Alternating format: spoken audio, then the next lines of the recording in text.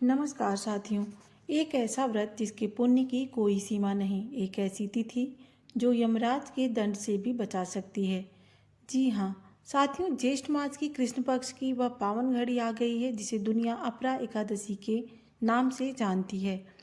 शास्त्रों में लिखा है कि जो फल हजारों वर्षों की तपस्या से नहीं मिलता, वह फल अपरा एकादशी के मात्र एक दिन के उपवास से मिल सकता है। आखिर क्यों इसे अचला एकादशी भी कहते हैं? आज के इस विशेष भाग में हम जानेंगे कि कैसे आप इस दिन की दिव्य ऊर्जा का लाभ उठा सकते हैं और भगवान त्रिविक्रम का आशीर्वाद प्राप्त कर सकते हैं। 13 मई 2026 को अपरा एकादशी का व्रत रखा जाएगा। सबसे पहले हम उसकी कथा को श्रवण करते हैं। व्यापारी और उसके पापों का अंत। प्राचीन समय में एक नगर में पुलसत्य नाम का एक बहुत धनी व्यापारी रहता था। उसके पास धन दौलत की कोई कमी नहीं थी, लेकिन वह बहुत ही अधर्मी और स्वार्थी था। वह व्यापार में लोगों को ठगता था, दूसरों की संपत्ति हड़प लेता था और ब्राह्मणों व संतों का अपमान करता था। जैसे जैसे उम्र बीती, व्यापारी गंभीर रूप से बीमार हो गया। बीमारी की हालत में उसे अपनी मृत्यु का भय सताने लगा। उस रात में डरावने सपने आते थे और उसे लगता था कि यमराज के दूत उसे ले जाने के लिए खड़े हैं। उसे पहली बार एहसास हुआ कि उसका इकट्ठा किया गया धन उसे यमलोक की यातनाओं से नहीं बचा पाएगा।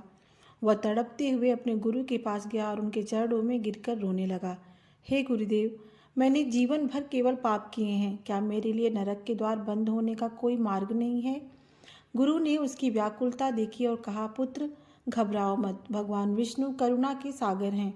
यदि तुम अपनी गलतियों को स्वीकार कर चुके हो तो ज्येष्ठ मास की अपरा एकादशी का व्रत करो। यह एकादशी अपरा इसलिए है क्योंकि इसका पुण्य अपार है और यह बड़े से बड़े पापों को भी नष्ट करने की क्षमता रखती है। व्यापारी ने गुरु के बताए अनुसार पूरे नियम और सच्ची श्रद्धा से अपरा एकादशी का व्रत किया। उसने उस दिन अन्न और जल का त्याग किया, भगवान विष्णु के त्रिविक्रम स्वरूप का ध्यान किया और सबसे महत्वपूर्ण, जो धन उसने दूसरों से गलत तरीके से लिया था, उसका एक बड़ा हिस्सा गरीबों और भूखों में दान कर दिया। व्रत के प्रभाव से उसका मन शुद्ध हो गया और उसकी बीमारी धीरे धीरे ठीक होने लगी। जब अंत में उसकी मृत्यु हुई तो यमराज के दूतों की जगह भगवान विष्णु के पार्षद उसे बैकुंठ ले जाने के लिए आए। साथियों, ये कथा हमें सिखाती है कि अपनी गलती मान लेना ही आधी मुक्ति है। जैसा कि इस कथा में बताया गया है, यह व्रत उन लोगों के लिए वरदान है जो अपने पिछले कर्मों का प्रायश्चित करना चाहते हैं। दान का महत्व। ज्येष्ठ की गर्मी में जल, खड़ाऊ या अनाज का दान करने से इस व्रत का फल कई गुना बढ़ जाता है। साथियों, अगर आप व्रत रखेंगे या पूजा करेंगे तो भगवान विष्णु को पीला चंदन अवश्य अर्पित करें और ओम नमो भगवते वासुदेवाय मंत्र का 108 बार जाप करें। यह आपके मन को वैसी ही शांति देगा जैसी उस व्यापारी को मिली थी। साथियों, आप सभी के लिए एक विशेष उपाय सौभाग्य और धन प्राप्ति के लिए। यदि आप आर्थिक तंगी से जूझ रहे हैं या कार्यों में सफलता चाहते हैं तो ये उपाय जरूर करें। पूजा के दौरान एक पीले धागे में 11 गांठें लगाकर उसे भगवान के चरणों में रखें। फिर उसे अपनी दाहिनी कलाई पर बांध लें। यह बाधाओं को दूर करता है। शाम के समय पीपल के पेड़ के नीचे और घर के मुख्य द्वार पर घी का दीपक जलाएं।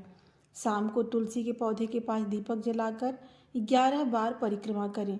ओम नमो भगवते वासुदेवाय का जाप करते रहें। इस दिन जल का पात्र, पंखा या मौसमी फलों का दान करना बेहद शुभ माना जाता है।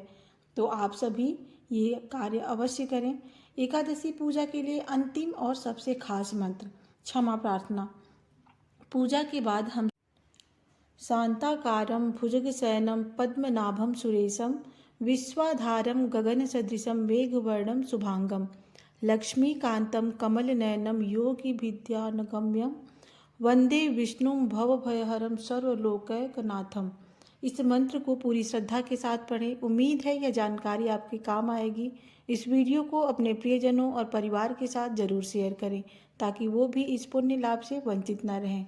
मिलते हैं अगले वीडियो में, तब तक के लिए जय श्री हरि, राधे राधे।